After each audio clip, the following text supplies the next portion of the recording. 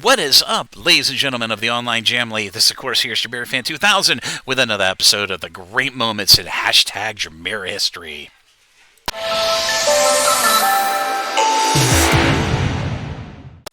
What is up, ladies and gentlemen of the online Jamily? Jamiroquai 2000 here with another episode of Great Moments in hashtag Jamir history. Now we're going to the most recent album era for Jamiroquai, and that, of course, was the 2017 through 2020 Automaton era of Jamiroquai, their second album effort through their Universal Music deal, which they signed originally back in 2010. So 5-6 years after release of the a bit polarized and pretty good album Rock the Slicer, things started happening concerning Jamiroquai and their upcoming eighth album, second album effort through Universal Music. Jamiroquai would move record labels within Universal Music, or should I say move subsidiary record labels from Executive Music Group, which of course ironically went out of business, but were the ones basically distributing Jamiroquai's 2010 album, Rock the Slicer, and they would be moved over to Virgin EMI, who ultimately ended up doing a much better job than the prior subsidiary Universal Music in regards to promotions of the album. And I would end up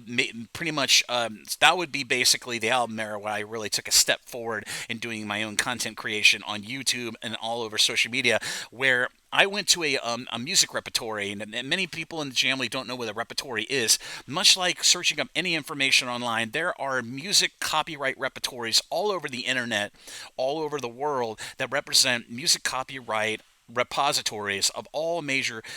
music copyright information that becomes available when music goes from the recording phase to the mixing phase. And it just so happened that in late 2016, pretty much about 6-7 months prior to the release of ultimately, which would be Jamiroquai's second album under Universal Music for Automaton, I made the discovery of 13 new song listings on the ASCAP music repertory. If you don't know what ASCAP is, it is the American Association of Composers and Producers music repertory, where they list all kinds of copyright information for artists, producers, composers, and I ended up finding 13 songs that I had never seen before, but with song credits from literally every band member of Jamiroquai. What I would come to realize is around that time period in 2016, there was a rumor that Jamiroquai's eighth album had be sent to the United States to be mixed. So when that happens, music copyright repertories end up putting up that information available to the general public and people within the music industry. So I so happened to come across 13 new song titles, which would ultimately